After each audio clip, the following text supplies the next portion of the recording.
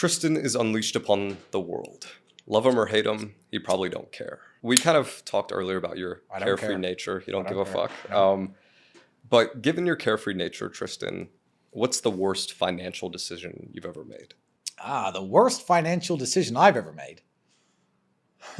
Andrew and I had joint incomes most of our life. All the money would go in one pot. We'd use it for whatever we needed to do. And one time after a particularly successful day at the casino, a few weeks later, we realized we needed some money. We had about £20,000 left, and we needed to pay off this investment we'd made in Thailand, of all places. And I said to Andrew, you know what? Fuck it. Just go to the casino and try and double it. And he came back broke. So me thumbs-upping that decision was probably the worst financial decision we've ever made, because people shit on us today, people who don't understand things. And in fact, I'll go deeper here. I used to work as a nightclub security guard. I used to drive a broken down car. I used to sleep in one room on a mattress on the floor. And I used to work for 100 British pounds a day at this nightclub in London. It's now long since closed down. And I'd see people spending $10,000, $15,000, $20,000 on champagne. And I'm like, that doesn't make any fucking sense. Like, that's a years of money to me. And he's buying it on drinks, not even drinking and pouring it out into the bucket and stuff. And I thought, these people are stupid.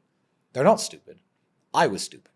Because what you have to understand is when I would take my £100 from my day's work and go out with Mark or Peter or any of my old friends and spend £100 in the pub, that's the equivalent of that millionaire spending 10 million in that nightclub. For me to take my £100 and have the time of my life for £1 would have been a great investment.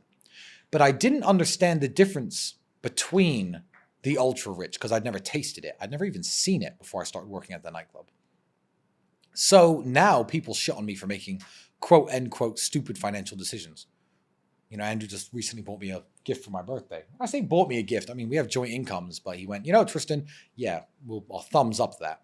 It was a $2.1 million Aston Martin DB5, a car from 1963 in almost mint condition. And people will look at me and be like, oh, you're going to drive that, put a bunch of miles on it? You're going to lose $1 million. You're stupid. I'm not stupid. You're stupid because you can't buy one. Oh, you bought a car for $4 million. Pfft, it's going to be worth $2 million soon. I'm investing my money in this. You don't have any money. Stop telling me I'm stupid because you don't understand how little this is to me. And it's a mistake that I made as a younger person. So when people say it to me online, I'm like, yeah, I get why you think that because I can look back on myself as a younger, more stupid person.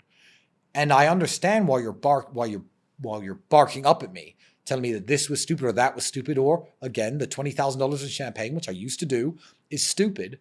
These aren't bad financial decisions. The bad financial decision would be to not work as hard as I do so I could never do this stuff in the first place. That's the poor financial decision. And again, you think that my mother doesn't eat.